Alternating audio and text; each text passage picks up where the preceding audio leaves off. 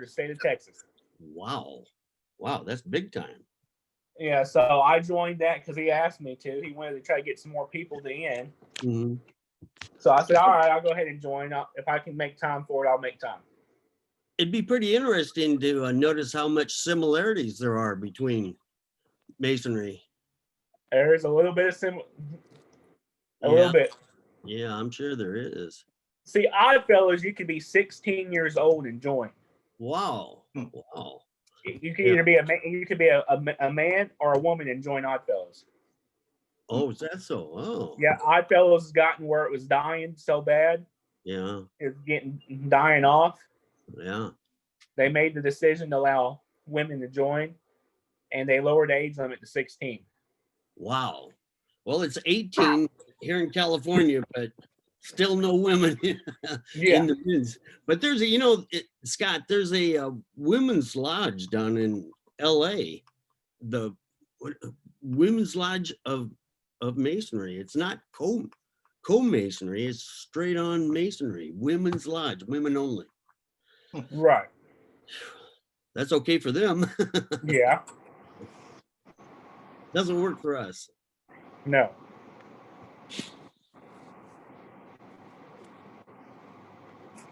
So everybody is on mute now. I can't talk to anybody else. Dave Hayden, I see you're on there and I focused on your face. Can you unmute yourself and talk to us? Maybe he can't hear us. Can't hear you. You're on mute, Dave. You're muted. Probably doesn't now. Huh? Probably doesn't now. I think he's reaching for it. Dave, can you hear us? You're muted. Maybe he doesn't hear us. No, well.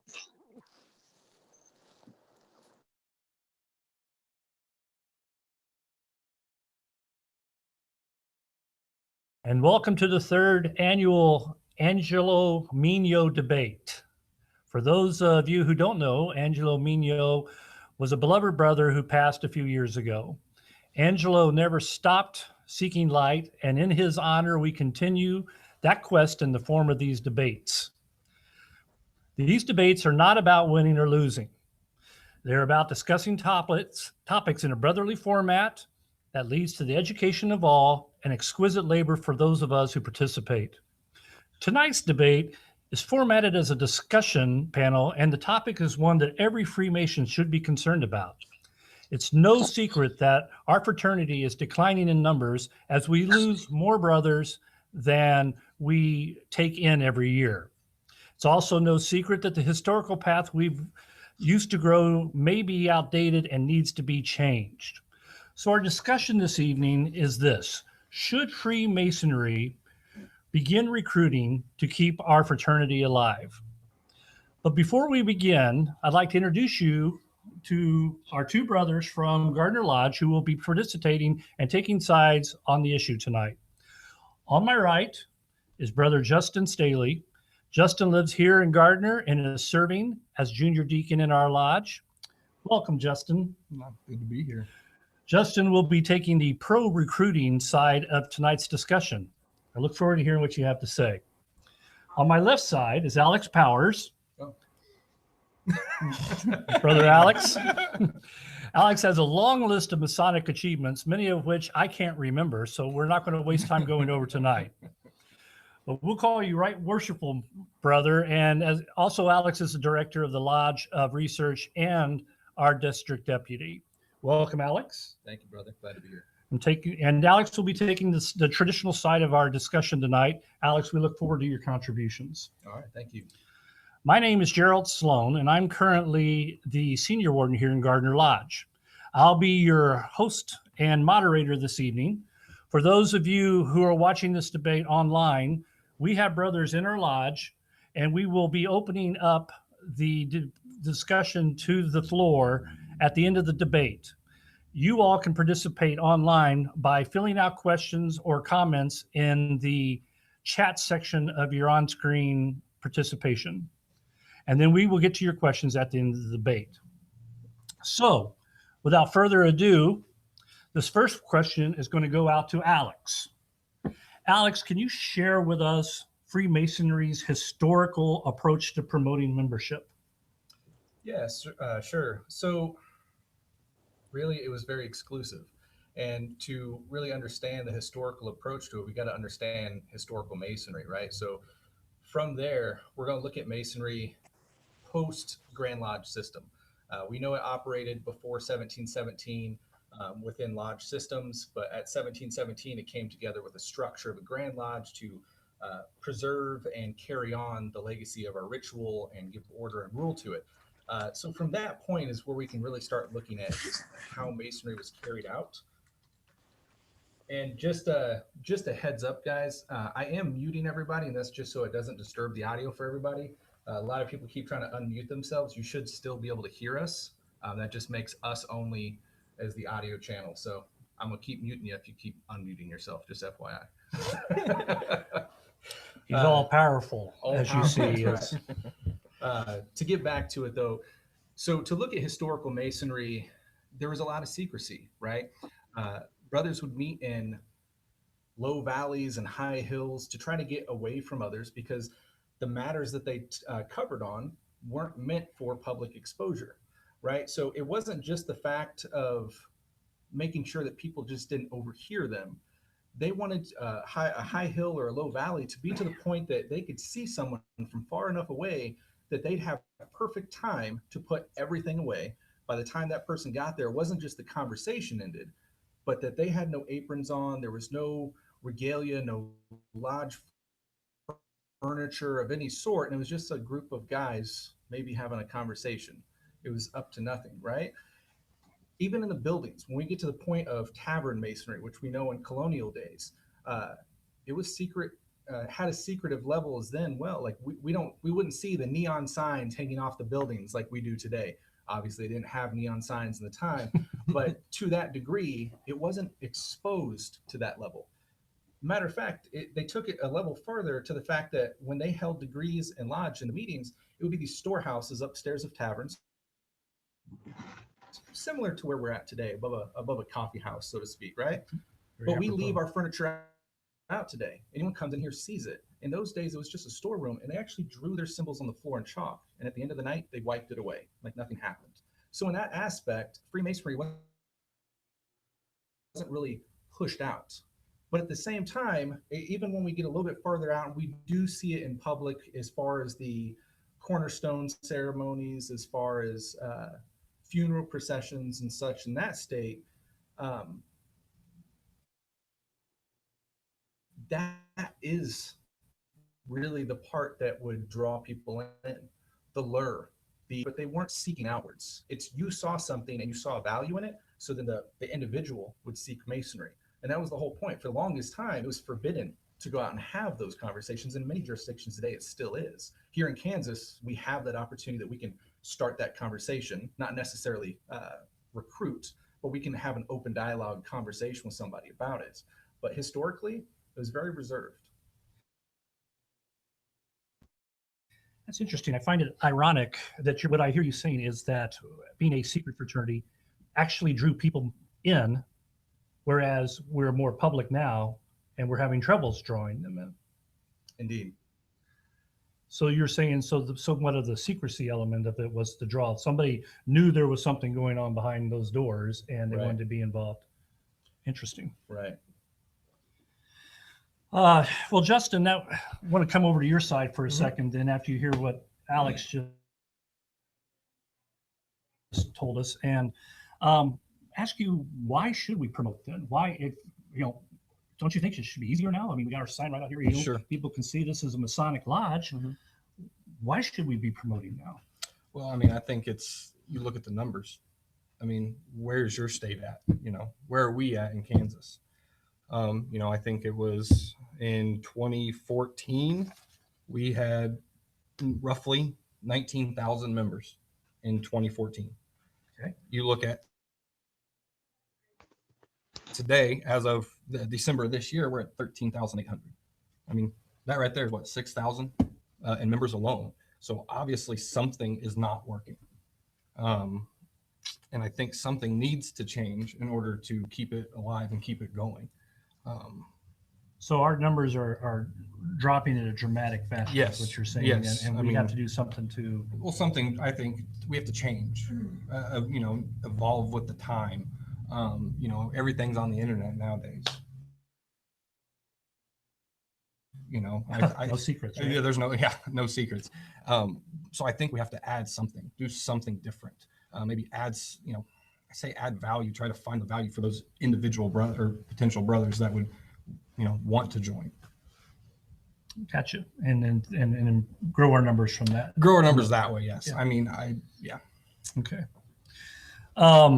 Alex, you're the, what did we call you earlier there? The director of research and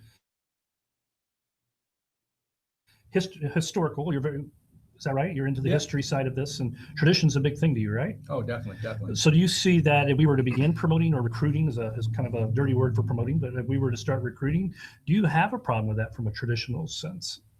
So, you know, we kind of had this conversation leading up to this. And for me, my stance on the matter really largely depends on exactly how that question is formatted. In the sense of recruiting, how we know it, it's often a sense of everyone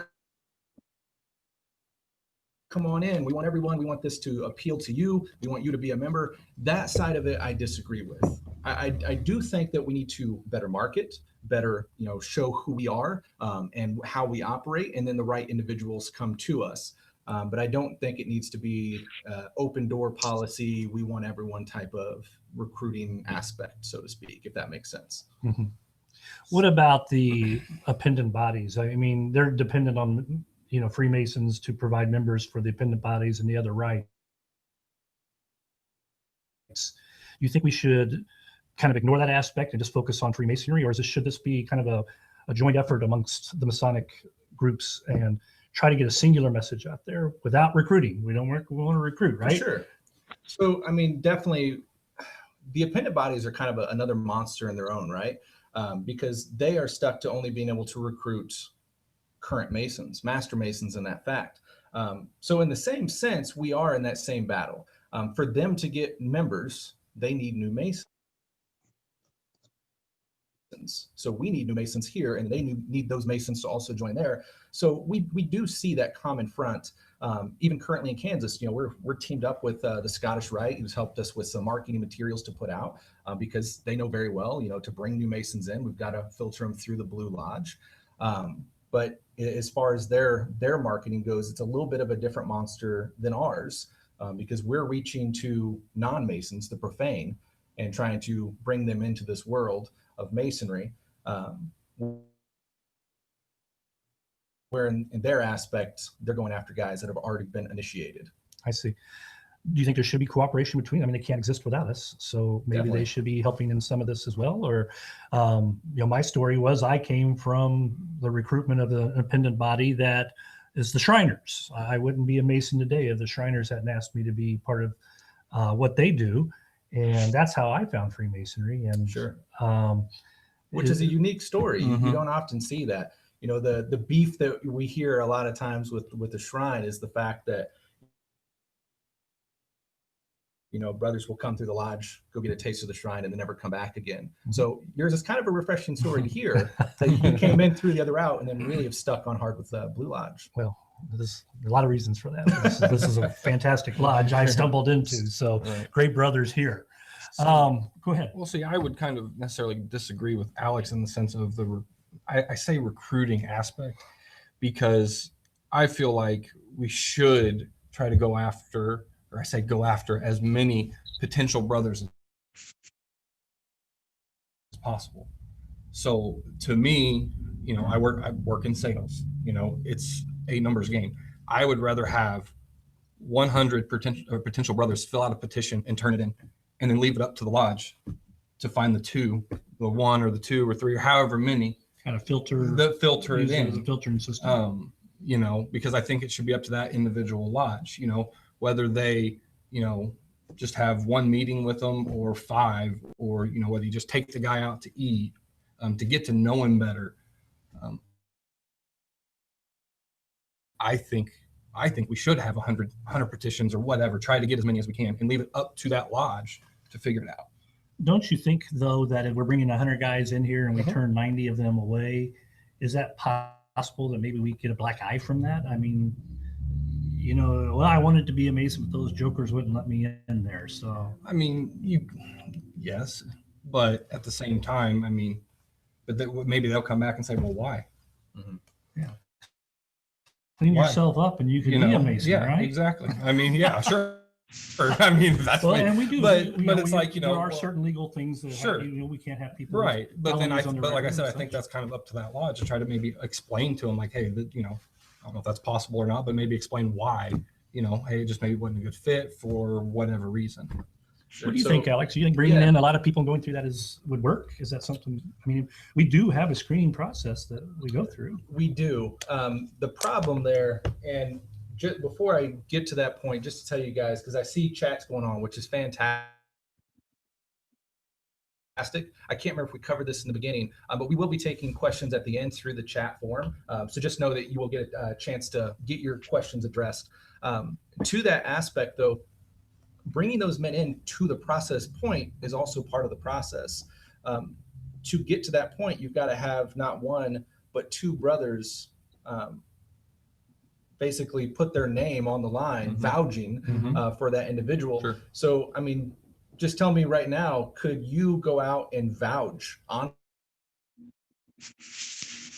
for 100 guys and think that they're really honestly the best for Masonry? Well, I'm a good voucher. So yes, with a Sharpie, sure. Yeah, you know, so a little under the table. Yeah, that's the aspect as I see. And here's the other side of that is, in a perfect world, I think it's a lot more doable.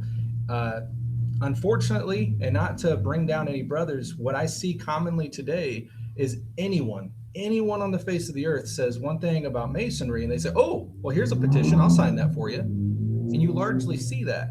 The brother doesn't know him. He may just say, well, he seems like a nice guy, but is he? Now, when Justin came in, I didn't know Justin. We met him through social media, and he seemed like a great guy, but I didn't sign my name on his line before I got to know him. Me and another brother took him out to have coffee, and we sat down with him a couple times before we would actually put our name to vouch for him. And some people will argue, well, that's what the investigation committee's for. He's going to go through that. Indeed, yes. But if you don't know him, you should have your own investigation before you put your name to back him. Well, see, and I totally agree with that. You know, like he said, he took me out and, you know, with a couple other brothers there and took me out to coffee, got to know me, sat down with me. I'm not disagreeing with that whatsoever. And I throw out the 100 number as just kind of like a reference, you know, obviously it depends on lodge size. Maybe for our size lodge, maybe it's just 20 guys or 15 or whatever. But yeah, I think having, because you don't want to just like Brother Alex said, is you don't want to just go sign your name to somebody's petition and turn it in.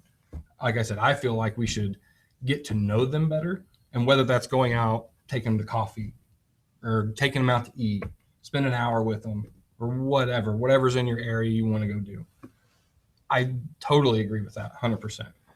Alex, and I think, I mean, to that point that you're making is perhaps this would also get more brothers involved in their lodges, because if there was a higher influx of interest, we can't have the same 3 guys or 2 guys or 4 guys like most of the lodges are nowadays. Yeah, you know, the same guys doing all the work. Right. You would actually have to engage other brothers, maybe participate and help in some of this. So maybe steady influx of larger numbers might be better for a lodge as far as involvement. Definitely. You know, it just comes down to the aspect of making sure that the brothers that are signing their name to it are actually, you know, doing the due diligence behind the fact, because it is a multiple step screening process. Just like when we open our lodge, you know, we have that check and balance system. You know, it's in place before they ever approach the lodge in the first place, guarding the West Gate. You know, so yeah, it's doable in a perfect world. Like I said, we just need to make sure that, you know, we get to the point that it is known and understood those requirements or understandings of the point of who you present to the lodge. Because when you bring that petition and say, hey, I got a guy that's interested, it shouldn't just be that. It shouldn't just be, hey, I got a guy that's interested. It's, hey, I've got a guy that's interested and I think he's good for Masonry. And here's the other caveat. is a brother that's good for Masonry does not necessarily mean he's great for your lodge. That's the other caveat that you really got to interject there, because every lodge has its own personality, its own group. And there's a lot of brothers out there that'll be excellent Freemasons, but may not either get along with the current demographic you have in your lodge, or maybe it's not going to be an enjoyable experience for him, but he would really enjoy another lodge. So turning someone away in that aspect is not always a bad thing either. It's not saying you're not a good fit for Masonry, but there may be a better fit for your journey. So there's different views there. Surprised I didn't hear that when I came aboard. We need to have a chat. more than once. Well, having said that, so that just a quick diversion. If other lodges are listening out there today, and there is something like this would come up, who would they call? The district deputy and say, hey, we've got this guy we think make a great Mason, but he's kind of an ass around our group of guys, and he might fit in better somewhere else. Would you like to talk? I mean, how would that go down? I couldn't envision that. So how would that work? So, I mean, hopefully Masons are known to be traveling men. We're encouraged to travel and visit our other brother lodges and kind of know them firsthand. So hopefully you have a feel of the other lodges, and you kind of know which lodges are maybe more focused around education, maybe more focused around ritual. You have all your different demographics and interests, and you kind of gauge that when you get a chance to visit around. If you haven't, then yeah, district deputy's a great starting point. Or even past that, Grand Lodge. Like, lodges kind of gain their reputations over time, and you can get a pretty good gauge, a feel of where someone's going to fit in after you've been able to sit down and kind of gauge them for who they are, and know what they would enjoy and where they fit well. That makes perfectly good sense. Let's get back to the selling of Freemasonry. I know that's probably a word that we don't like to use, but Right. Yeah. at the same time, it's, if you don't know it's out there, how can you possibly be a part of it? So, Justin, how would you sell Freemasonry? So I've pondered over this. I think to each individual brother, it's going to be different. I think it kind of goes back to what does that potential brother want? What do they want out of it? For example, for me, I was in the military. I had that, brotherly type of feel. Sure. And so for me, I obviously been out for a while, and I kind of, missed that aspect of it. And then came here to Gardner, and that honestly for me kind of just filled right in. But I think, we want to be able to, I say sell, that's not the right word, but you want to present value to that person. What's the value? What can you, and I think that comes down to whenever you're talking to them, you're getting to know that brother or potential brother, what is it they're looking for? And then you can talk to that brother or potential brother about what it is that they're looking for. And I think that kind of comes back to, sitting with brother Alex at the coffee shop, him talking to me, asking me questions about what I'm interested in or what do I want out of it. Mm-hmm. So I think, because there's tons of different things with Freemasonry that, you can have it fit, somebody that wants to be a better man. You can have it be that brotherly love type thing, the charity. It's kind of whatever that person's looking for. I see. So I don't think there's necessarily a one size fits all. Sure. I think it's more of an individual, you get to know that person. I see. I think, so I have this image of 100 years ago when towns were smaller, and you would have the Masons over here and the Optimist over here and the Rotary over here. And I think maybe they drew, because everybody in town knew these group here and this group and whatever clique you might want to call. And that was kind of how people found their way to their fraternities. And of course, ours being the oldest fraternity, we kind of had a head start on the game maybe before they did. But as a society, we are far more diverse, many things going on in our young people's lives. And a lot of mixed signals coming from everywhere. Right. So identifying what they want, I think, would be very difficult. In the marketing game, we would try to identify a target Sure. You know, and say, Mhm. we're looking for men 30 to 40 years old with two and a half children, Sure. you know, 2.5 children. And that's how we would direct our marketing. Sure. If you guys were to say, we need to define a target market to appeal to, now we're not selling, Mhm. we're appealing to, Right. who would that be? So honestly, Masonry tells us a good portion of that market, right? So in some jurisdictions, it's still 21. Here it's 18. So that's your minimum side. And then it says up to, you can't initiate an old man in dotage.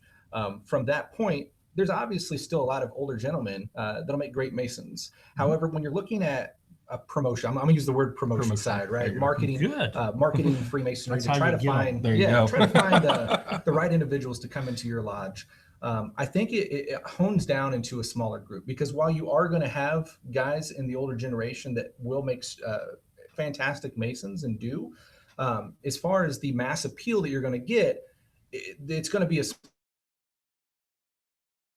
smaller number. And I think that number really falls between 18 and 55. It is going to be your mass market. And again, that's not a blanket statement saying no one over that is qualified. That's not the case at all. But as far as You're going to target a your group. Right. to make your advertising worth it, so to speak. You I wouldn't think spend that's your where- money on an AARP ad. is what I really say. Yeah, no, No, probably not. because yeah, okay, makes sense. Right.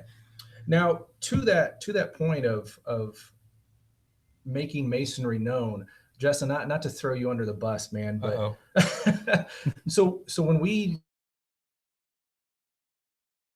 discovered you, so to speak, Right. it was Brother Kurt, worshipful Brother Kurt, that actually saw you liking and commenting Right. on our Facebook page. Yes. And this is going to give you some potential ammo against me, All but, right, but so be it. I'll take what I can get. I think we had this combo, but I'm still genuinely curious. Uh-huh. So we thought you were a Mason from Right. another lodge Yeah. because you were continually liking our posts Mhm. and conversing with us through Right. that. We were under the impression that you were already a Mason. Mhm. And then finally we reached out to you about coming to one of our lodge events, and you're like, well, I'm not a Mason. Right. So what was it that was holding you back from speaking up? Early on, you mean in conversations? Yeah, because he was more just approaching of liking a He was post, liking but not but commenting. not Right. reaching out about how I can join or so. Didn't know. I mean, again, I didn't know what to do or who to ask. You didn't or, know Nope. to become one, ask one. Nope. You didn't know that. Didn't know. Hmm. I did not know. And so, I had a NCO that was in the military who, when we were in South Korea, he had joined a lodge out there, and that's what kind of had piqued my interest. So I was kind of always, off to the side, like looking into that, looking into this and whatnot. And then, whenever I moved to Gardner, I'd, like the lodge page and started liking it whenever something would get posted. And then, like Brother Alex said, Brother Kurt reached out to me and said, hey, come to one of our lodge events. Yeah, it was fantastic. We had coffee with you a couple times and had a fantastic conversation there. And where I said, to give you a little potential ammo against me, that is a weak spot, right? Not in the sense of saying yes, recruit, but making our visibility known, Sure. right? Like we have so many guys like you that were maybe in the fact of waiting to be asked. Yeah. And then we're sitting here in a lot of jurisdictions where we're not allowed to ask. Right. So it's like, we're waiting for you. And there's Right. that brick wall of we're waiting for you. They're waiting for us. Exactly. Well, Luckily here in Kansas, we're able to initiate that conversation Sure. now, which is kind of what saved that. Right. Yeah. process, I but mean, still. I never, ever would have known what to do. Sure. I would have just continued liking the pages or whatnot, and that's where it comes down to, us. I don't want to say asking, but, trying to find those brothers, or potential brothers, get us out there more. Let's be a little more visible, because I mean, how many other men like me who just don't know? Yeah, I really do. I have to agree with Justin on that one. It kind of reinforces that it kind of the pretty girl at prom. She ends up sitting at home because nobody wants to ask her. Nobody wants to ask her. So Right. they're afraid. But it is that, if you're going to wait for somebody to ask and they don't understand that they're supposed to ask, then you aren't going to be able to grow like that. Indeed. Sure. Well, and I think the numbers, because I'm a numbers guy, numbers show that. I mean, the decline, I think in my research that I've done, I think in the last roughly, or 2010 to 2017, overall in the U.S., we've lost roughly 300,000 members across the U.S. And like I said, that was roughly 6,000 in Kansas alone. You know, I think I looked up California, and California was, you know, even more than that. You know, so yeah, I think getting out there more and being more visible would definitely help. Right. Who was it who's predicting that by 2040 we may not even have Freemasonry anymore? Mhm. So worshipful Brother John Ruark of the Masonic Roundtable, he has an excellent presentation. He's the big data guy, right? He's taken all the various statistics out there and kind of put it on a projection path of, you know, how many brethren we're bringing in per year on a worldwide basis versus how many are dying or demitting or so forth. And basically that statistical line ended in 2040 as having no more Masons, which that's alarming. I mean, that's in just our 20 lifetime. years. Yeah, That's just 20 years. Well, and you got to think too that that's whenever the last one, there wouldn't be anymore, would be 2040, right? correct. Yeah. So I don't you got to understand how think that could be. I mean, that means I'm dead in 2040. I will still be a Mason. Whether my lodge is here or not is a Right. whole other question. I don't know that I agree that Masons will be gone in Right. 2040. right. But I think what I hear is before- there's going to be like a critical mass yeah. where the lodges all fall in on themselves, Right. because there's not enough people to support them. So I mean, yeah, and the realistic side of that is it's a data points determination, so to speak. So we've also got to factor in the rate that the large portion of that is the baby boomers, right? Like we're seeing the drop off. So yeah, the numbers are not in my favor by any means, but we see what was it, 2017? We lost almost 1,000 members. Like I think there's just under 900 members that we lost in 1 year. That's alarming. 877. But the truth is, you know, the average age of a Mason is over 65. So we're seeing that large down spike, but and it sounds so horrible to say, and I mean zero disrespect, but as we get outside of that generation's era, so to speak, obviously that number is going to fluctuate, because even though, you know, there's no determination of when you're going to pass, the average age is going to be different at that point, so to speak. Well, okay, so I'll throw this out to maybe all three of us on this question. If it's kind of the polar bears and the ice cap scenario, if polar bears can't survive without an ice cap, then maybe polar bears have seen their time, you know, in a very harsh way of putting it. Could that be safe for Freemasonry? Why, if it's not valued, why should we continue it? I don't know that it's not. Well, I would say that I do know it is valued. Yep. The fact is that we have not as many people coming in as we do going out. That's what simply brings that line to a zero. Judging that to bring it down to way simpler numbers, if you have 100 people and you have 20 people a year going out and 2 people a year going in, you're going to run out, right? But you also have to account in those numbers that a lot of those people that are going out are due to deaths. They're getting very old and they're passing away. And as we proceed, even though we're going to be much smaller numbers, we're going to have fewer deaths of old age calculated for. So it's going to fluctuate in that degree. And to your point, I don't see Masonry honestly ever going anywhere. I see it changing in the way we know it in a large way. We're already seeing it change, especially through COVID. I do see Grand Lodge systems struggling in the future, but even when we get to a point that, you know, there may not even be a lodge to meet in, I think there's still going to be brothers in a basement or a barn somewhere practicing Freemasonry, or maybe even just on themselves. It may get to a point that, you know, the definition of regular and, you know, recognized is in a different form, but, you know, you can practice Freemasonry, not be recognized.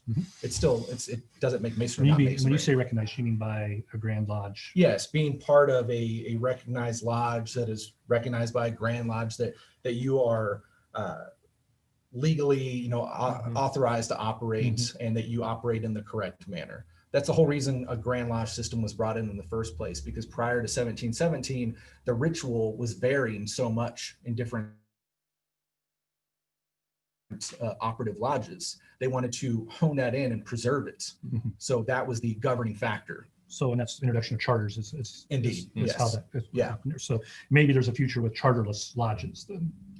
Yeah, Possibly. I mean, it started that way, right? Yeah, It did start that way. So it's a dangerous outlook, but I mean, the future is ultimately going to put some very serious diversions in our path. It just is.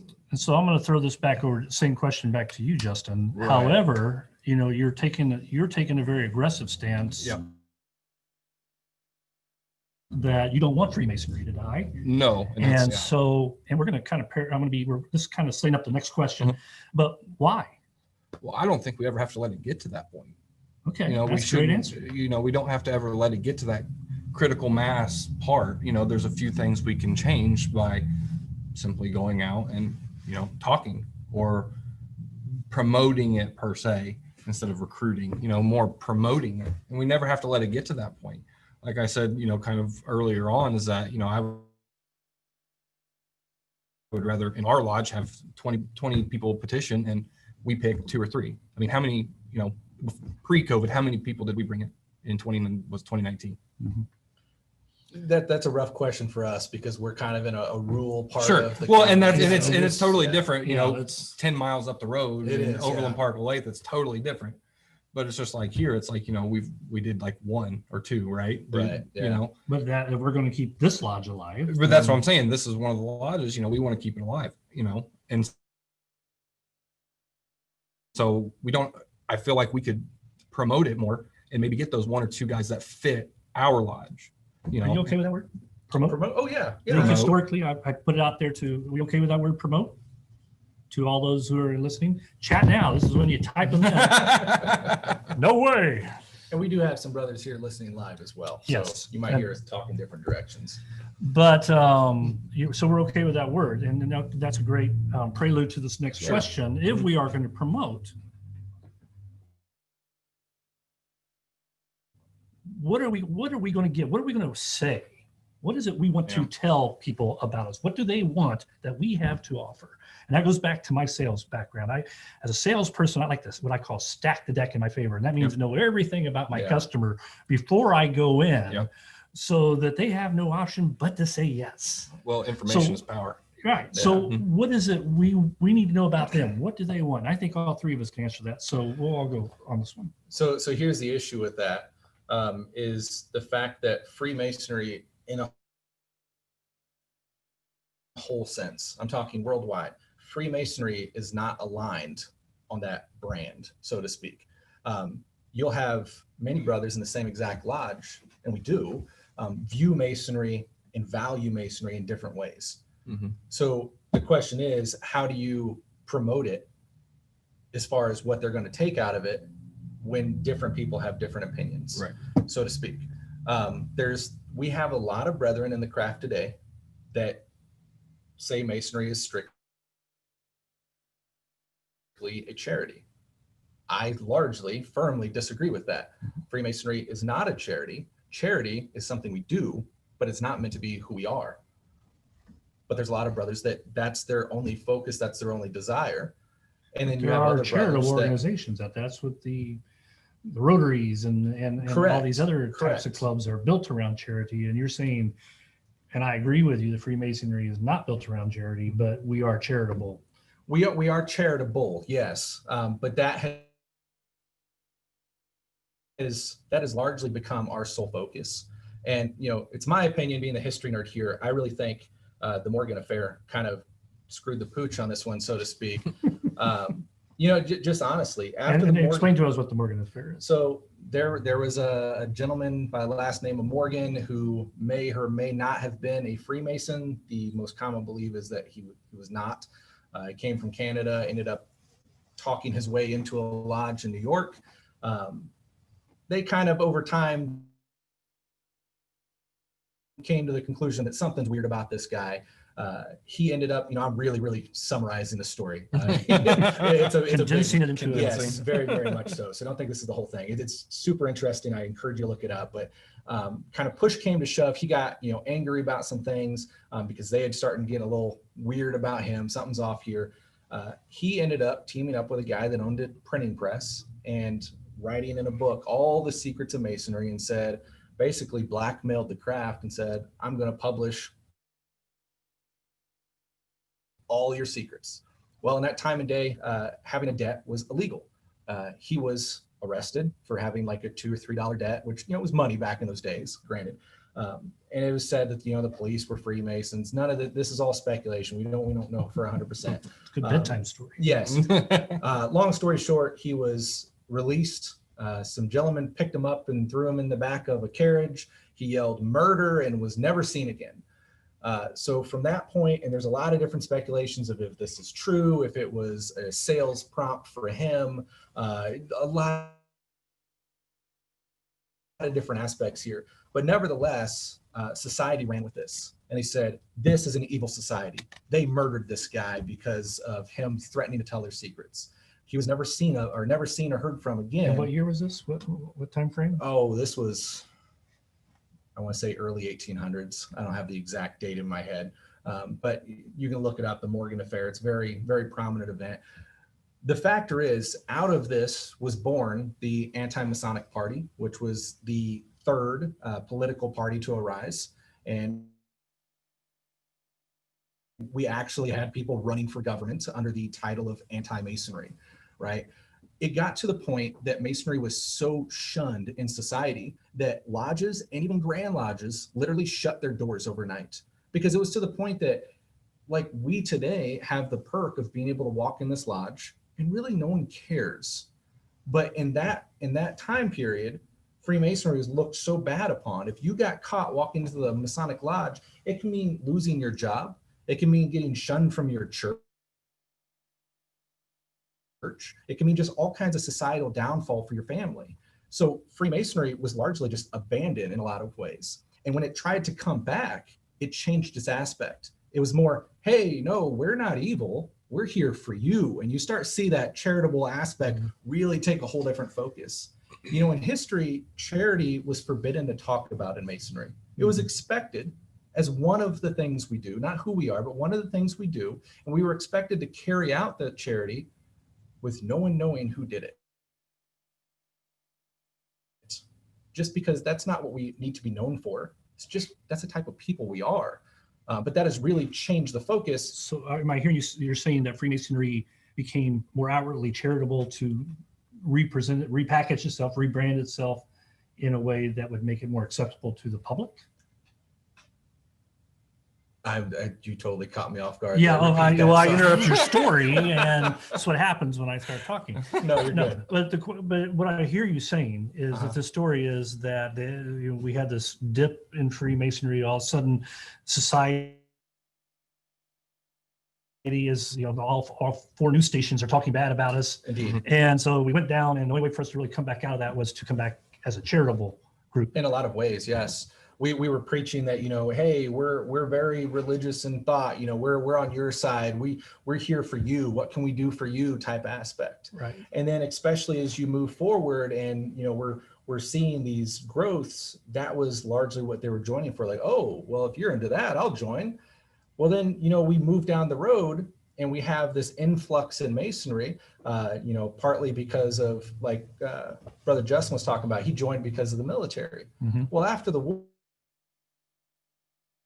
war, we had all these guys that got thrown into the war scene, right? And they had grown this brotherhood bond that just could not be replicated or duplicated. That's largely true of Freemasonry. When you try to explain it, that's one of the hard truths there is you have this bond that you just can't explain. Mm-hmm. I can go to a different city and meet a brother and, well, damn, I've got a brother. And I know to a large degree, I can trust that guy. And that's hard to duplicate. There's a lot of guys coming in for those reasons. And then we started building these temples and stuff, right? Well, once we got all that, we have this overhead. Yes. And now we're building this overhead and we're losing members. And instead of the focus of what I believe it should be of finding the right men for Masonry, the right men have the correct interests and not just anyone. Now we have this issue of, well, there's that, but we also have the light bill due, and we're behind on our taxes, and we really need more people paying dues to survive. Because the view of a lodge honorably dying was no longer acceptable at that point. It was, we need to save our lodges at any cost. And I'll be full up front. That's the double-edged sword for me. That hurts for me. I came in the modern day. I'm a historian, and I love our buildings. I do. So it's a sore spot for me because I hate to see us losing them. But at the same time, I don't agree that we just need to open the doors and lower our standards to pay those bills. Okay, and to answer him, Justin, so you go, what I'm hearing is he doesn't want to just see us grow for growth's sake to keep what we have intact per se. So how would you do it? I mean, how would you package that? So I think we're on the same wavelength when it comes to, we don't want to just have people just to have people. That's not what I want. Right. I don't want to have people or have, brothers in here who go through everything and then in a year are just stop showing up. That's not what I want. I want active, brothers. I want brothers to be here. I want them to be engaged, do education and stuff like that. So I think we're on the same wavelength when it comes to that we definitely want the same thing. It's just, how do we go about it? And that's where I kind of come with, again, I do sales. It is a numbers game. It is a numbers game. You knew, and it's up to, again, that lodge to specifically go through those petitions and figure out what's the right fit. Yeah. Well, and I think you brought up an excellent point, maybe indirectly, but I think you answered the question when you said when we've had these times in our past, because we haven't always been the big thing in town. Sure. But sometimes we were way down. And we had to rebrand ourselves. And what we did in that historical period was rebrand ourselves as a charitable type of organization. In a lot of ways, So maybe that's where we are today, is maybe we need to rebrand to something Gen Xers or in a lot of ways, that's what's happening. Yeah. And so this is where we're going to introduce the other side of the equation, right? Because how do I fully approach this? Freemason, people in this conversation will often talk about Freemasonry as something beyond, because it truly is. Like, Freemasonry is something outside of us. A lot of people say Freemasonry is correcting its course. In the fact that how Freemasonry has been, marketed, so to speak, to the generations previous to us as another civic society. Especially when we were really starting this downhill trend, it was, hey, we do this, come over here. And you start to get guys that would honestly have a better thought alignment with something like the Rotary or something like that, the Lions Club, so to speak, are then coming to Freemasonry with those same expectations, even though that's maybe not what the intention behind Freemasonry was. That is now becoming a lot of lodge intentions, and that's becoming a lot of our lodge marketings through that aspect. With the younger generation coming in, that original desire of open thought, of esoterics, is being largely sought after. These guys, like never before, and I do presentations about this, we have data and knowledge available to us today like never before. In the days past, these guys had to get these monster books that were very, very rare to even get a glimpse at these trains of thought. Today, you can pull it up on this bad boy and, not just get the full big text at your moment's notice, but you can content search it down to the exact subject matter you want. And we're getting this information like this. So guys that are coming in Masonry today, granted, there are some that just have no idea and stumbled across and think it's cool. A lot of the guys that are coming in, half the time, know more about it than the guys that are signing their petitions. And when that happens, and these brothers are coming in and having these esoteric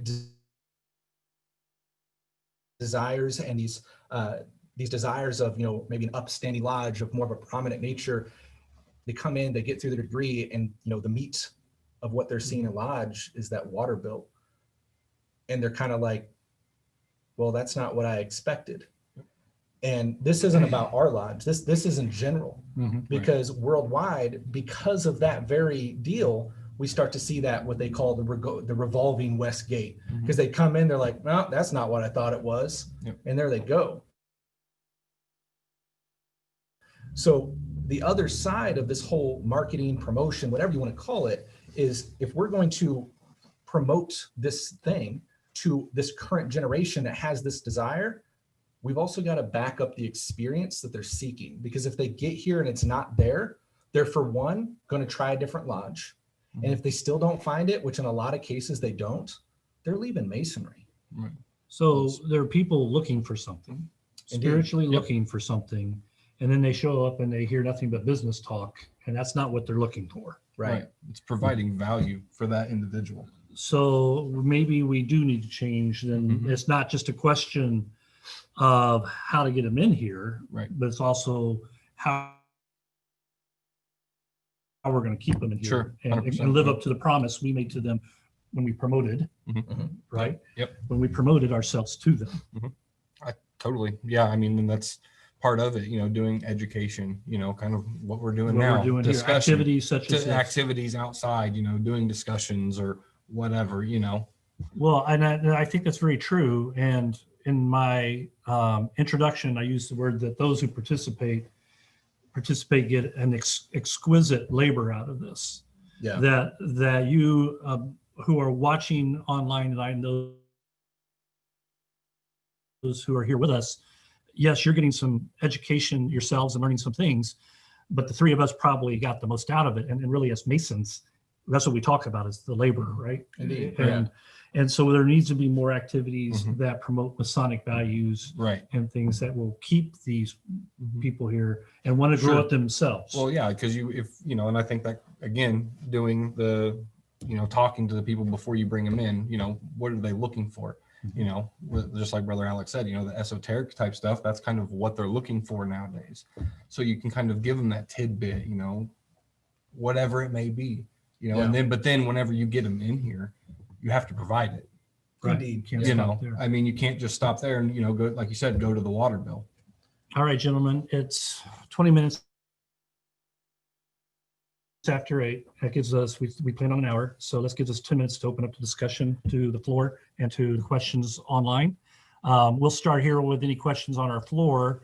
While Alex, you want to take a look at what you can find in the chat there. So those of you here in attendance, are there any questions or comments on tonight's discussion? There are thousands of people here, and they're just chomping at the bit. Stunned. And also, if you guys out there have questions, feel free to start typing those now. We'll start getting down to them. So first one I see here, Brother Kurt Nice says, I believe promoting the craft is getting confused with mass recruitment. You can promote and recruit and still be selective. My apologies. Sure. It is our job to guard the West Gate. With that being said, it is a gate and not a wall. Most prestigious institutions are selective. That's a great point. 100%.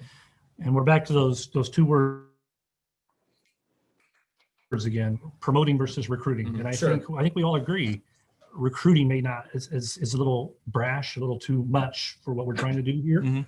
But promoting is a whole thing. And is, hey, we're here. Right. Is all we're doing with promoting. Indeed. And here's what we do.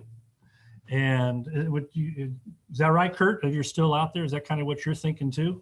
I'm sorry, I'm not going to scroll up and down to get any replies here. I don't think we need to recruit as much as if we had less lodges. Okay, we don't need the recruiting. No, not recruit as much if we had less lodges. I think that we have way too many lodges, and it makes sense, back in the horseback days, but, you can get to, just from where you're at right now, how many lodges can you get to in your car within 20 minutes? Sure. So we've got Brother Daniel Helm here saying that, we wouldn't need to recruit so much if we didn't have so many lodges. And that honestly is a harsh truth that we do have to face. you know, out of that boom that we experienced in Masonry, we had the perk, and it was very much promoted and looked as this positive thing to, hey, let's start a new lodge. Hey, let's start a new lodge. And it's great when you got this influx, right? Like in this lodge in the 70s, we had the naval base here. And as those soldiers were coming in, man, going through the records, you'd have a degree every single meeting. I mean, they were pumping through them. A lot of those guys are on the books today, right? So we see that all over the nation. But the simple truth is, as we go today, we're getting all these lodges that are dropping off because of that. And, you know, the other thing I would put in there is that's how Masonry started out, right? Like we started out with close, intimate lodges. And there's a lot of value in that to me personally. You know, I was chatting with one of my dear brothers, RJ, and he was telling me, I want to say, and forgive me if I get this wrong, I want to say it was like Kentucky Lodge #1. They're like one of the most prominent lodges in the state. And Grand Lodge had approached them about, hey, we want you to push these plans because you're such a successful lodge and get more members in. They're saying, you know, no, we don't want more members. You know, they got like 40 guys in the books, and I'm rough guessing all this off the story I heard. But the point there is our lodge and a lot of lodges have these 200 guys on the books, right? Well, who do we see show up at lodge? You get your same 12 to 15 guys that you ever see.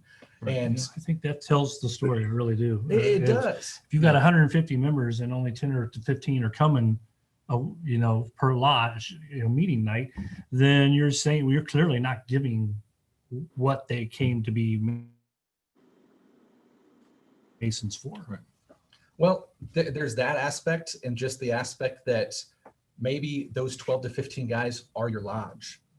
Right. Why do you still have those other 150 plus guys? Well, you have to, exactly, for that reason. And that's where a lot of guys would argue, well, then it's time for a lodge to respectively die. That is also that double-edged sword that sucks for me, because while I agree in that concept, I also don't want to see lodges disappear. So it's really it's a tough double-edged sword there. It's a good question, Kurt. No, that was Daniel, you said. Daniel spoke up. Yeah, yes. Thank you, Daniel. Let's see what else we got here. Brother Daniel Helm saying it's not our fault. Different type of male is coming out. Decline will be cyclic. And won't die. Mysteries. Brother Kurt says an entire generation didn't join the fraternity and broke the chain. There are fewer and fewer generational Masons. That's very true. I've heard that argument as well. That, you know, we often have that talk, I guess you can say, of that generational gap. And it's an issue in a lot of lodges. And, you know, honestly, any organization is set up in that fact that as one generation's kind of going out, they got the next generation there, and you start to see these slow merges of bringing that organization into the modern time. Well, when something happens in slow progressions, it's obviously a lot easier to take than when you don't have a generation join, and that generation has then been repeating chairs and serving as master for, you know, 10 times or whatever. There's a lot more generation join? Set in stone in the feeling there, and then you got a new generation coming in wanting to change things, and it's like breaks, hold. Well, we're not the only institution that's suffering from lack of membership. No, not at all. All the churches out there are struggling with growth, and I think this generation that we're talking about that's missing is confused. I think they're a little bitter. I think they've been spiritually devoid because of all the bombardment they get from media all news, the time. Yeah.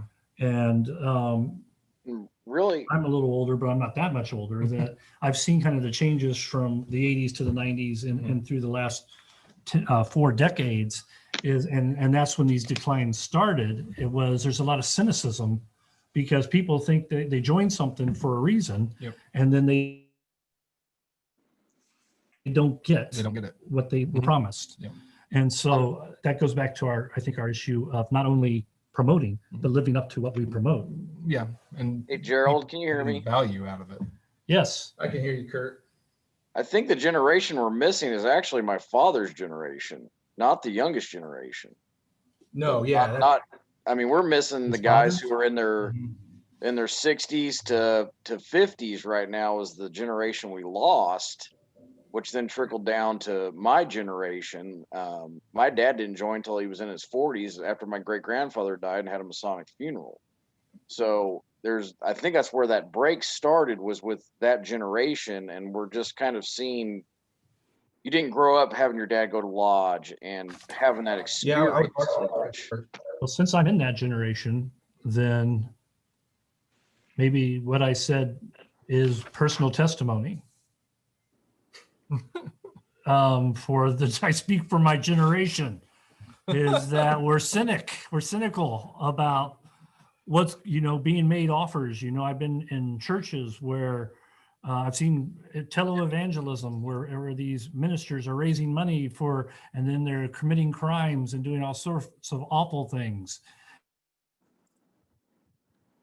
And I've been in churches where ministers run away with other men's wives, and I don't think it's just me alone. I think there's a lot of us out there who have felt this cynicism, that has kind of overtaken us. But Freemasonry kind of offered me an escape back to the basic truths. Mm-hmm. And I haven't found that anything to be cynical about with being a Mason. So maybe, Kurt, that's the story we should be telling my generation that you're speaking of. I think part of that might too be that, they didn't want to do what their fathers did. There being some rebellious tendencies there, and that kind of, they didn't want to follow in their father's footsteps, and then some of that cynicism. I think there was a host of things in the culture at that time that may have helped, kind of kept them away for a period of time. Because I know, Gerald, you didn't join till how long ago? 6 years now. Yeah, so I mean, they're coming around, but it's much later in life than I think normally people joined lodge. Yeah, and statistics show that. I mean, honestly, it wasn't a generation of joiners. We kind of largely diverted in that fact, and that's not a blanket saying that no one joined. Obviously, they did. We have members from there, but we don't see the same influx of numbers from the generation prior, and that is very true. We've also got a comment here from Brother Hamrick saying, "I see a dip in dip in participation within the lodges that I've been in, mostly business meetings and taking your money, lack of education and fellowship," which we kind of discussed. Yeah, 100% agree with that. Yeah, 100%. Well, and again, if you're going to promote it, you better deliver it. Well, yeah, and that's part of it. And back to what Kurt said, Kurt, just back to the promoting aspect of it, I would have been a Mason a lot longer if I would have known about it sooner. Sure. It's just that I didn't get asked until I was 50 years old. Yeah. And, there's a story I shared with you guys the other night that I feel like we try to promote our lodge pretty well. Mm-hmm. We participate in the local fairs where we're all over social media, but still we're missing a huge gap. Mm-hmm. And kind of that personal boom of reality for that. When I was master in 2018, we had our 150th anniversary that year. I was up here kind of cleaning the lodge up, getting ready for that event. And back here in the preparation room, I was going around opening all the blinds, getting some sunlight in here, right? Well, out this side behind me is actually the front of our building, and directly below us, there's a stoplight and a street there. Well, I ripped open those blinds, and there's a car parked down there, and there's two young girls in the back window looking up, and they just started screaming like they thought they just saw a ghost in this abandoned upstairs. And it's that boom of reality of, damn, people still don't know we're here, do they? Right. Well, I think if anything we've uncovered tonight is the fact that people don't know we're here. That's very true. Yep. And we need to change that. But the second part of that equation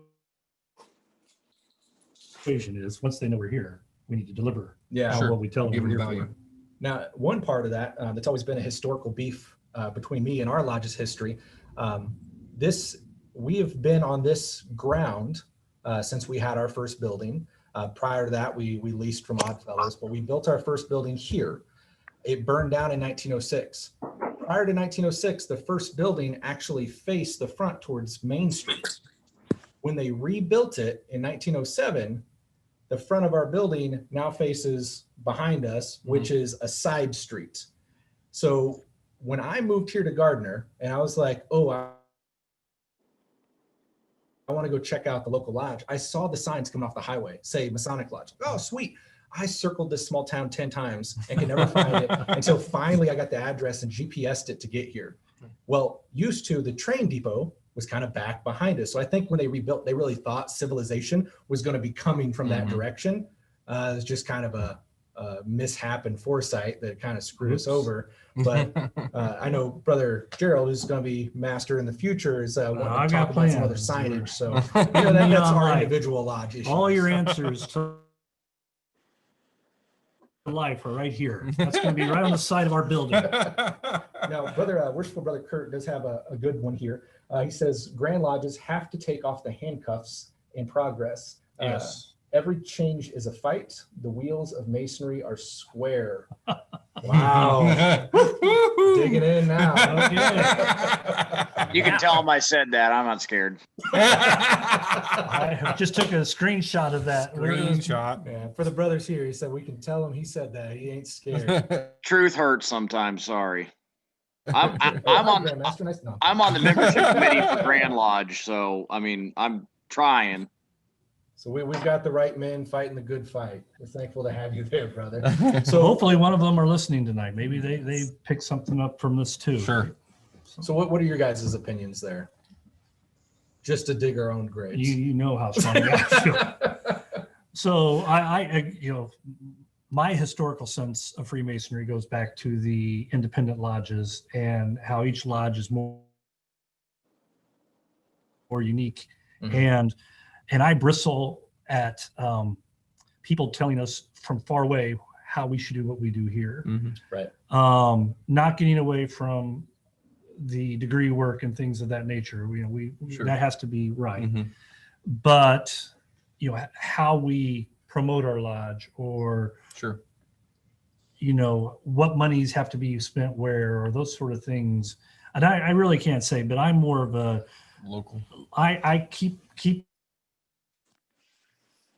government local kind of guy. Keep our lodge local and less influenced by the Grand Lodge.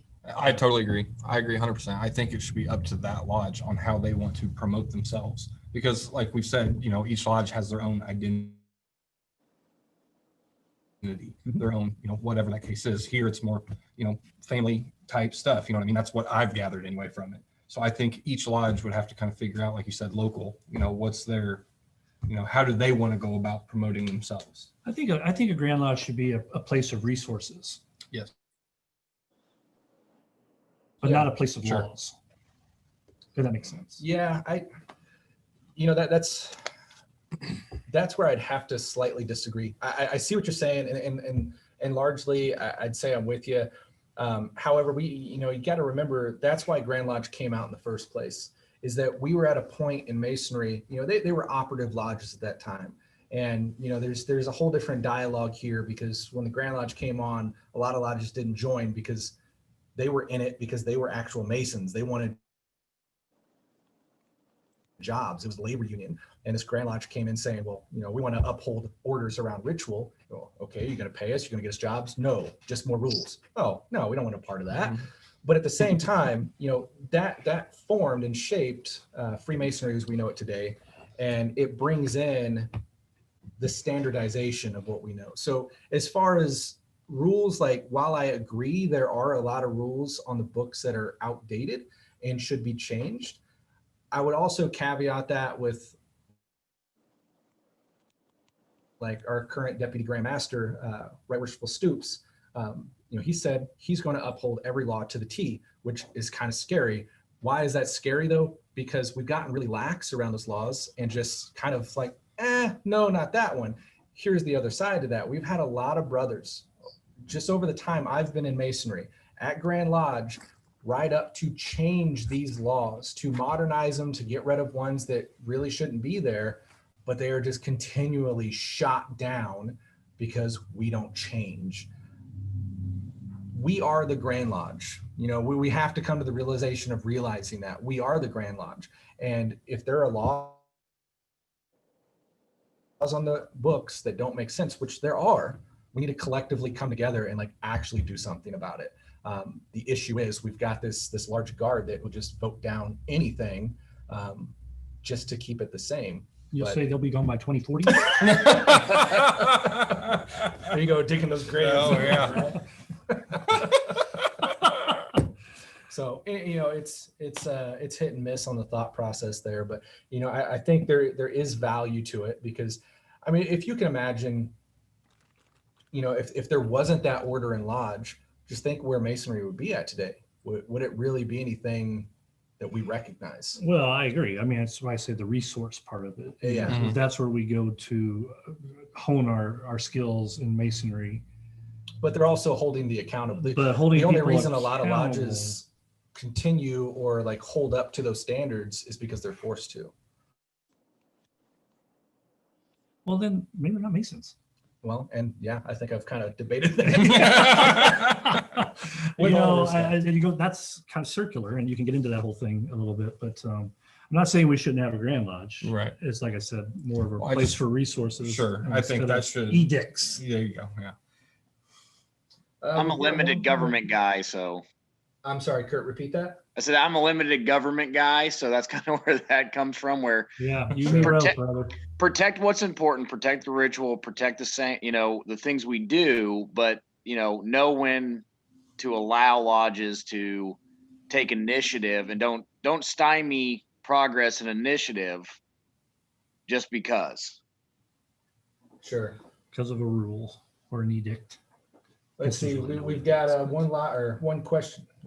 Comment from Brother Hamrick here again, saying he's actually active duty in the Army. Man, I'm struggling when I come to read tonight. Saying brothers come from all over, but they are afraid to demit because they think it's disrespectful to their mother lodge.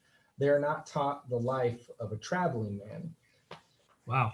I think that is a large case. A lot of men I know will, they may move away and remain a member of their mother lodge. And we got a lot of guys on our books of that same way that don't live here in the state, but out of respect, they always be a member of their mother lodge. That really just comes down to the fact of why. And it's, because we need their money. And that's where you hit that hard issue about. Well, I don't fault them for their loyalty, though. I mean, as many people know, I'm living in Lee Summit now. That's a long haul over here for lodge, but this is where my loyalty lies. Sure. There's at some point I may have to make that tough decision that I don't want to make that drive anymore or make it less. Sure. And but I don't want to demit at that point, though. No, but there's a lodge for you to be a part of, essentially. The only reason those brothers would, that loyalty factor is kind of what he's bringing up. It's kind of ingrained in us, right? But what are you doing for the lodge? You're paying the light bill, right? Yeah, well, that helps. But the only reason that's a factor is because we have the burden of this overhead, right? And that's another part of that double-edged sword that we talked about for sure. Maybe we should form have an active group and inactive a reservist. Reservist, yeah. I mean, call it what it is. Is that what it is? Hey, brother. Active Masons, and we have less active Masons, and that's okay. You're still a Mason. You're still a brother. Hey, brother, can I chime in on that? We got one here. Yeah, go ahead. We've got a small speaker, but I will repeat your question. So this is Brother Hamrick again. Just to kind of elaborate on what I mean by the traveling brothers and the loyalty to lodges. So for myself, I joined in 2007 Korea, District 21, Prince Hall Masonry. Okay. When I left Korea, if I did not join another lodge stateside, I'm paying money and I'm not participating in the lodge. And I can't help the lodge grow. I can't hold a seat in the lodge to help out those brothers so they can move out of that, those officer seats. I can't vote. If I'm not a member of that lodge, I don't have a right to vote. But I'm casting a vote to a lodge of officers and district lodges and a grand lodge that I don't even participate in, or I have no idea who these people are. You know, so Right. we have to teach that if you move away, you know, our jobs might send us to another state or a city.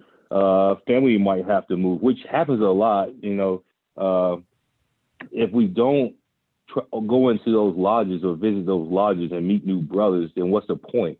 We can't spread the knowledge that I gained. I can't spread the knowledge I gained in District 21 to District 4 that I'm currently in in Manhattan, Kansas. I can't spread so you only learn what your laws teach you. I can't bring news from, you know, other areas. You know, Kansas do things different than Oklahoma does, and same thing in Washington jurisdiction. So we can't learn, we can't get smarter. We only teaching, regurgitating the same teaching that the same 5 to 12 brothers in the lodge that given us, you know. So I believe you have to demit in order to stay active. If you don't, then the participation will fall off. Anyway, I mean, I'm enjoying listening to the conversation, so I'll mute and just continue listening. Hey, we appreciate having you on, brother. Thank you so much. So largely what he was bringing on there is, you know, the inability to participate, the inability to take, you know, the values of being a member of that lodge and spreading that on elsewhere. And also the fact of, you know, when he still obtains the right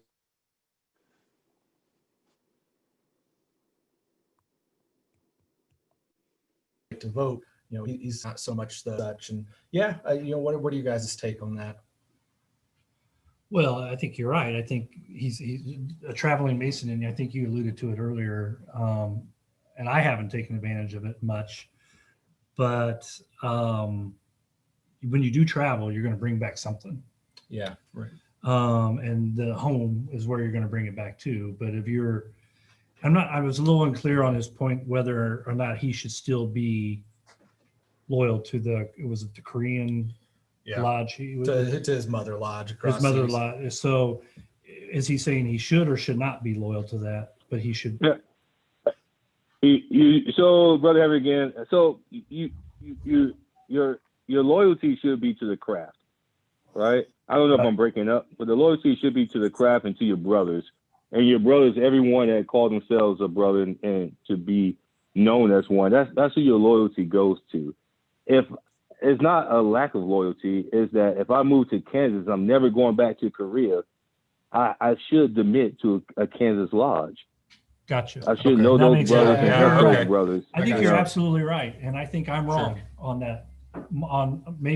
You're right. I think I need to actually think about why my loyalty is strong here and not across any other lodge. I don't really have any desire to go to other lodges, but that's probably wrong on my part. It's a fantastic, I mean, it kind of brings up a whole nother conversation, but it's a fantastic point to touch on. We see this in a whole lot of stuff, you know, in churches and everything, right? Like, well, we'll just keep it Masonry here, but you get caught up on my lodge, what my lodge is doing. Right. But like what Brother Hamrick's saying here is that loyalty being to the craft. Right. Should be to the Why craft. are we so caught up in our individual lodges? Right. Instead of it should be to the craft and to the no, brothers. that's an excellent point. Yeah. Great point. Excellent point. Let's see what else we got here. Brother Guy from California here says, do you feel that Masonry should be advertised as a school of morality? Well, okay. So that goes back to our point. If that were going to be a useful way to advertise this, in other words, if we have an audience out there that we want to bring into Masonry and they are looking for morality, then of course that would be how you'd want to advertise it.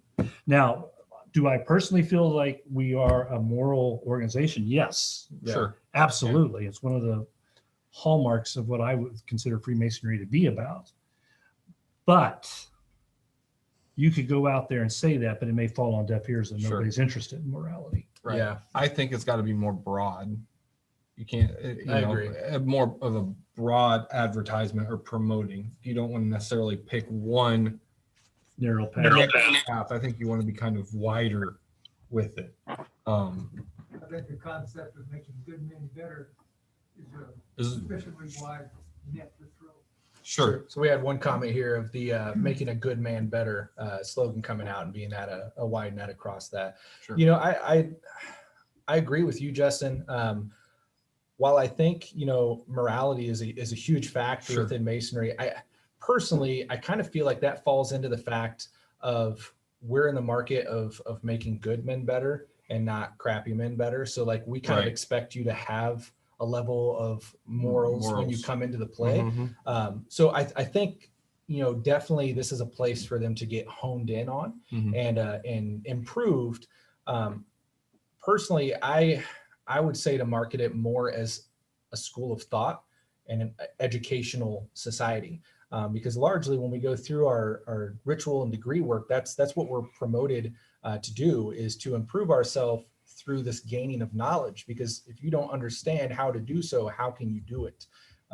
To really come to that open thought principle and to understand it, these different concepts on different levels, and then bring that back around to really make you a different person as whole, a better person. So I think morals are a huge part of that, but not really the end all. Sure. Let's see what else we got here.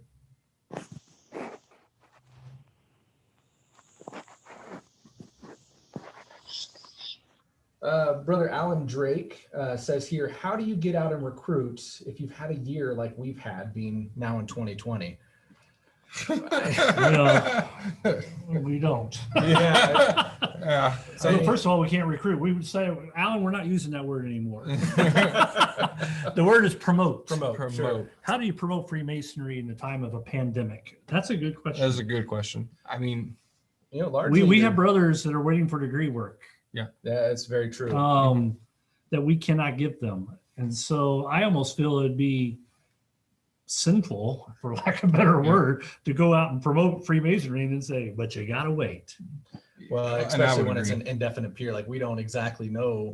You know, to be clear, every jurisdiction is at a different stance right now with their own judgments on COVID. Here in Kansas, we are at a point that we are allowed by our Grand Master to do EA degrees now. So we could do that. The caveat is us and many other lodges, we still at a point that we kind of teeter-totter if we're able to open or not. We're kind of right at that deadline, or that, you know, that threshold to make that happen. So a common fear is, how do you fill a trestle board at that point? And even if you do, are you forcing those brothers in that really aren't comfortable to be here in the first place? Right. Well, Yeah, I'd rather err on the side of caution. Right. And postpone them as much as I hate it. Yeah. But the fact of the matter is, it is a pandemic, and we have to respect that and protect our brothers. And isn't there certain guidelines, even if we were to do it, let's say, isn't there certain guidelines with the ritual itself that we can't do? And the only one that we can do would be entered apprentice. Yeah. Right, but in the portions that we can't. I don't believe it's been modified. That was a talk, and I think it was more for that, for the reasons why. But I believe, from what my understanding is, we're able to hold a traditional first degree at this point. I remember hearing it was going to be modified, and I'm not. Yeah, it was all over the place. I don't think that should happen. To the question though, I think largely in this time we're more forced to the point of the digital means, of getting your lodge's name out and what you're doing over platforms like Facebook and such, and being able to just look alive in those manners. But you've also got to be careful with that. I do a lot of that for our lodge, and I'll tell you right away that you've got to be very selective with what you put out there, because we know the profane are just going to be the profane. That's the best way I can put it. We still do CHIP events, child identification programs through our lodge. Brother Ralph has manned that for years, and it's an excellent event that our lodge puts on. Unfortunately, I tried to promote that on Facebook a couple years ago, and my phone blew up into the early hours of the morning about how dare we put microchips in children and all these, conspiracy theory, just outlandish remarks. And, you can explain your way all day and night, but you're not going to get anywhere with people in that frame of mind. So just with that, you do got to be cautious and just, know the battle you're against, that some of that stuff just isn't great to put out there. But at the same time, there are posts that our lodge does that are community friendly. I think like we did one a while back, just a generic post about Masonic rings, and it was a picture, you know, men shaking hands that had rings on, and it was saying, you know, our lodge has the connected efforts of Gardner, Wellsville, and Edgerton, who have merged in with us, and we still serve those communities. And you'll probably see these around town. And if you do, we encourage you to ask them what it's all about. And from that, you know, it can go either way. But from that one, we got a lot of really good comments about, yeah, my granddad was a Mason, or yada, yada, yada. Right. And, you know, it's ones like those now that I will post out to those local groups and stuff. And we do get some positive stuff. Brother Kurt would be the first one to tell us, like the scholarships and stuff that we do through the Masonic Foundation. Those are great ones to put out there, especially in times like now. Even the raffle tickets, you know, in our jurisdiction, our foundation raffles off a car each year, sell the tickets for $20, $15 out of each one of those comes back to the lodge. You know, while that's a benefit for us, it is also an opportunity to get out there and be like, this is what Masonry is about. And just have that tiny, you know, not to shove it down their throat, but have that tiny conversation of, hey, we're raffling this for the Masonic Lodge. Have you heard of us before? And, you know, there's those slight opportunities, but we're definitely limited from our normal scope in a large way. Let's see what else we got here.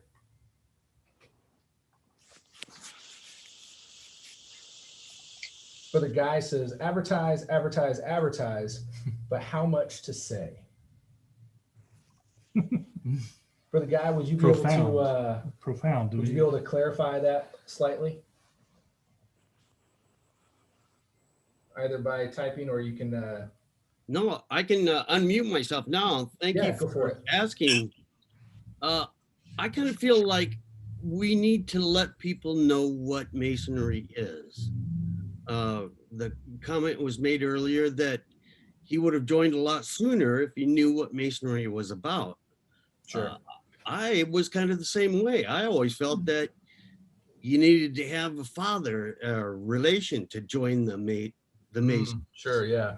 And I grew up without a father, so I didn't know any better until I was 46, and then joined then.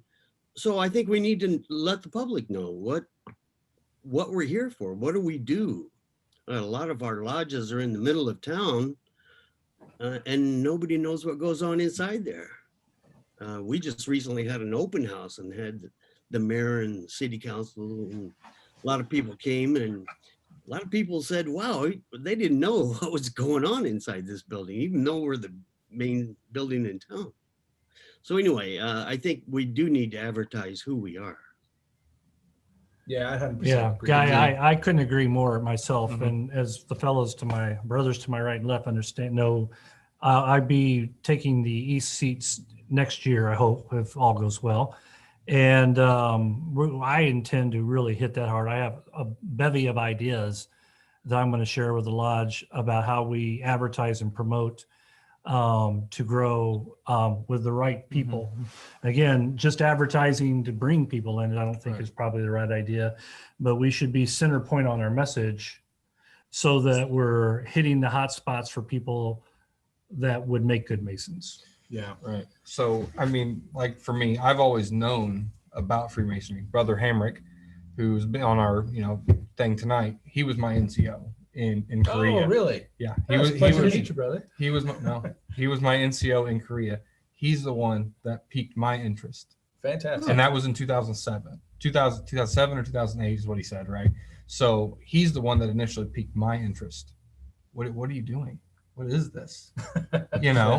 And then, but you take it from 2007 to what, last year, which was what, 2019, 12 years. Yeah. I mean, if I would have known, I would have come out and asked sooner. Yeah. We definitely need to get that message out there. Right. And I feel like that I totally agree. Promote it, find how to get people to come in. There's so many easy ways. I've done enough Facebook advertising for different companies that we can hone in just on interests alone. You know, say military men between 25 and 35, whatever we decide is a really hot demographic that you know, that grasps the ideals of Freemasonry. Sure. We can go out and find these people, and we can market to them fairly inexpensively, and pique their interests. You know, still, we touched on this earlier. Still, to that point, I'd have to say that one of the downfalls in that aspect is that, as a whole, Freemasonry is not on the same page as to what we are or what we offer. You know, we have those guys pushing, well, charity, well, education, well, esoterics, well, this, well, that, and to that, you know, It says right in our cipher what we are. It does, but I'd also have to argue that secrecy is also a huge tool. You know, Whence Came You just did a podcast episode on secrecy as one of the working tools. And I got to say, for me, even though Freemasonry was kind of put in my face, it was the lure of it that really landed the hook on me. You mean the not knowing the... just like what? So for those that don't know my story, I'm a 5th generation Mason. I grew up seeing the marks on the headstones and such, but, you know, to my parents' credit, when I was there, I'd be like, what's that? They didn't know. They go, oh, it's some cult or something. I don't know. And I was like, oh, all right. Well, so I didn't think any more of it. I didn't know what it was. Honestly, I didn't care to know. Whatever. It was just brushed off.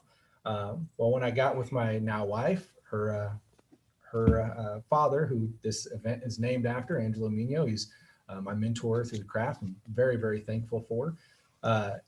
He obviously kind of wanted me to be a Mason. So he wasn't, you know, in any ways forcing me to join, but he was really trying to like put it in front of me and be like, hey, you know, you should look into this or whatever. When I did, with no offense, I was like, it just looks like a bunch of old guys, no interest. And he stopped talking to me about it. And it was at that point when he stopped talking to me about it, I started seeing it everywhere. Like I'd go out and I swear to God, it was so weird. Like you'd see the things on the cars, right? That I'd never seen before. I'd see little hints in movies. Like that was around the time that National Treasure came out. I was in the grocery store one day. You'll never see this. Guy walking through Price Chopper in full regalia. Apron, chain, everything. I'm like, what the hell? And, you know, I start seeing this everywhere. So I go back to Angelo. I was like, hey, tell me about this. Well, then he takes his traditional path and mums the word, doesn't want to talk about it.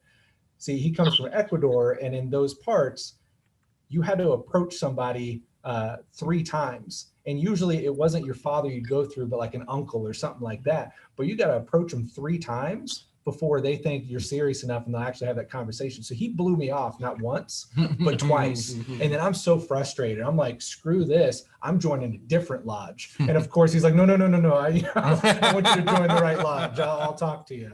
And, you know, from that point I got in and just kind of fell in love. And, you know, luckily I'm still here today. But for me, it was a little bit of that level of secrecy that's like, all right, damn it. But that is ludicrous.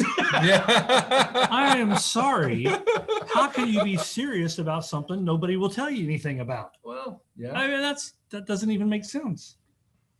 But as we were talking historically, that's also how it was done. I understand that. But again, I guess when you're the only game in town, and again, going back to my small town vision, you know, of how America grew, right? You're only game in town and you're mum about this secret society. You're going, well, sure, that's going to draw attention. Yeah. But when you live in a town of 100,000 people and you're staying mum, nobody knows you're around. Nobody cares. You get on top of a building and scream all day, I'm a Mason. They still don't care. Right. Looking through some more here, we've got one from Brother Bart saying, until the Grand Lodge understands and acknowledges that ritualism is not the main draw to every man seeking to be a part of our fraternity, it is going to be a steep hill to climb. Whew, I don't want to unpack that one. That one's dangerous. Yeah, so you know, there's definitely avenues we could take with that. For me, I have to agree with it to the point that I don't think, because memorization, I guess, is kind of what we're getting to there in a large point. I don't think that's the end all be all, right? Like, I don't think that's the totality of Masonry in its essence. However, I do have to agree that there is a huge importance there. And I think, as society moves towards to reading out of the book and really just not knowing it, we're losing a lot. And yeah, it can be tough to memorize, but I don't care. You can do it. You memorize a lot of stuff. And to me, it's just a lax excuse, laziness. Well, I don't mean to be an ass, but like, honestly, it's there. So what Freemasonry does through its signs and symbolism, right, is drops us with these kind of bombs of knowledge, onions, so to speak. I've talked to you about this, like, and you can take it at that outer layer of that onion and just be like, oh, that's cool, and toss it aside and keep moving. But what it encourages you to do, because Freemasonry doesn't come out and say, boom, this is what it is. It encourages you to dig deeper. The fact of the matter is, when you memorize the ritual that we go through, it sticks in you. And when it sticks in you, it automatically sparks your brain towards those thoughts and puts you on the path of what we need to be studying. And when you start to gain a better understanding of the materials underneath that, for one, you grow as a Mason, you start to have that better understanding, you grow in knowledge, you chip off those imperfections in your ashlar, however you want to term it. But also, you got to realize Masonry is a revolving door, and that's a horrible expression just because of the West Gate. But at the same fact, but you've got to understand that there is a generation coming after you.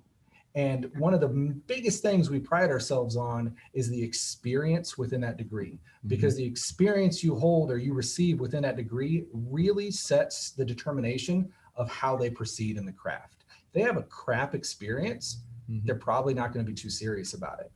If you know it, if you know this ritual, and not just memorize it, but know and understand it, you are going to be able to present it so much better, and it's going to come off better, it's going to stick better, and you're going to have better results. For example, when I got my second degree, the stair lecture is a big one, right? At that point, when I received my stair lecture, I thought the degree was over, because the guy that did it, and this is the only thing he ever did. That's the only time I ever saw him in the lodge. That's all he did was stair lecture. But he did it so well that I thought the degree was over. He comes up and he goes, "Hey, Alex," and he starts the stair lecture. I thought we were having a man-to-man conversation until afterwards. They're like, "He does that really good, doesn't he?" I'm like, "Wait, that was memorized?" Today, that is such an impactful part of my experience, because of how well he not just memorized those words, but knew what the hell he was talking about. I have a strong feeling he probably lives by those words. I think he does. And so let me go on that point a little bit further. When I first came in, I saw the cipher and thought it was a daunting proposition to memorize. 100%. And I still do. And I can make every excuse that we were all very busy. And I remember talking to somebody in the lodge about that. I said, this is a different age. There's too many distractions. People aren't sitting by their fire looking for something to do before they go to bed. This is 2020. But what was lost on me at that time was that I hadn't really taken time to memorize it. And it dawned on me as I began to memorize it that this was the same tactic I used on my children to teach them how to spell for their spelling lessons. Is they had to write down every word 5 times, and then they take the test again, they missed it, they had to do it again. And it was that rote thing that made them learn how to spell. And this is the same thing. This is the labor that Freemasonry talks about. If you don't put in the labor, you really don't get anything out of it. Right. Oh, I agree. 100%. Yeah, you have to put it in. But we don't need Grand Lodge. But so to his point, I don't necessarily need Grand Lodge to tell me that. What we need is John Kunkel to tell me that. Right. Or Ralph. Or Jason. There we go. Sure.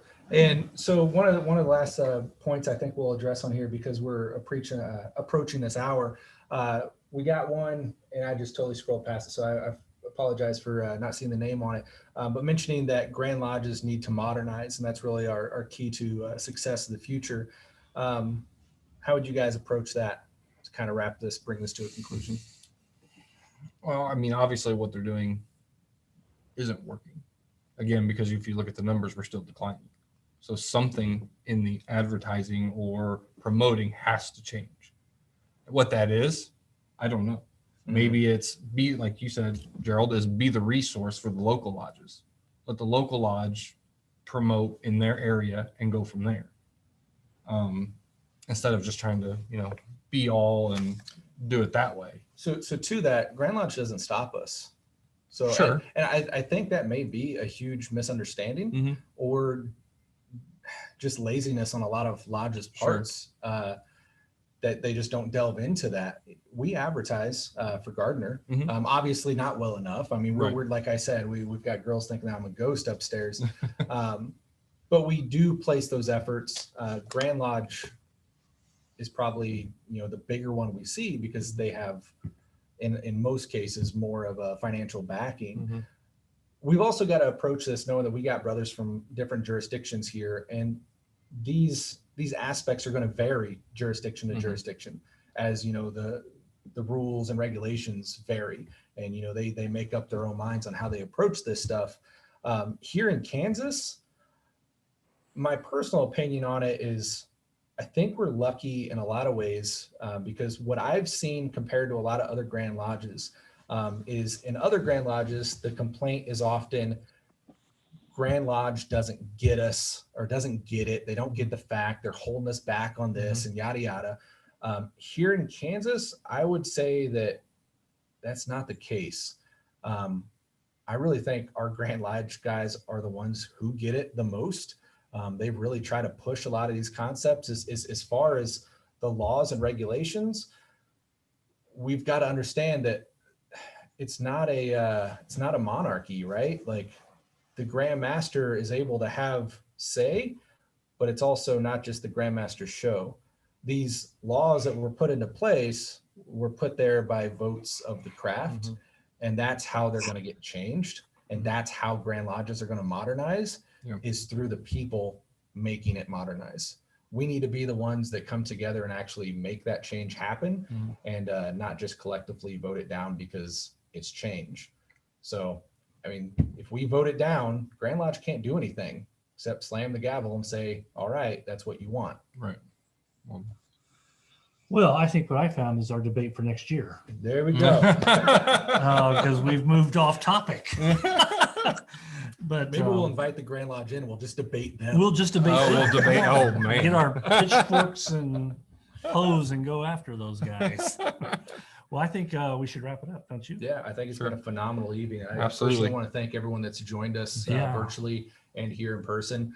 We kind of took a different route this year because of COVID, and kind of brought out the tech side of things. But let us know either through the chat section here, or shoot us a comment on the Facebook page, or you can shoot me an email at powers@kansasmason.org, and just let me know what you guys thought of this presentation tonight, the quality of it, the topic, all that good stuff. If there's any improvements, we definitely like to know. Brother Gerald is the one that masterminded this idea for us. I think it's been phenomenal. I'd like to see 3 new faces up here next year. That would be too. exciting for me. Again, we get more out of this from doing it than you all get to see.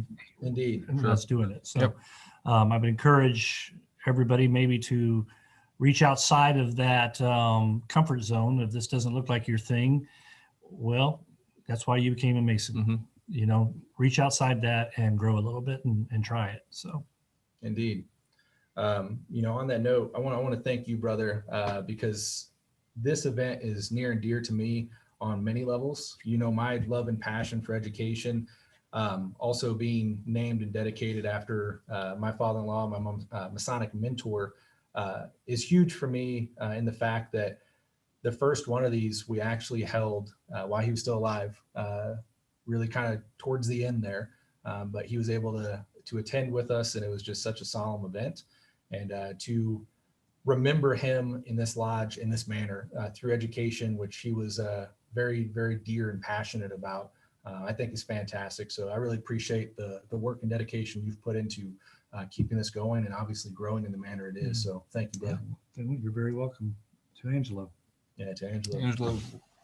All right. I think that does it for this evening's debate. So thank you all for joining us. And we wish you all a good night and a safe week ahead of you. So thanks for joining us. Fantastic. Thank you, brothers. Thanks, brothers. Have a Good good week. week.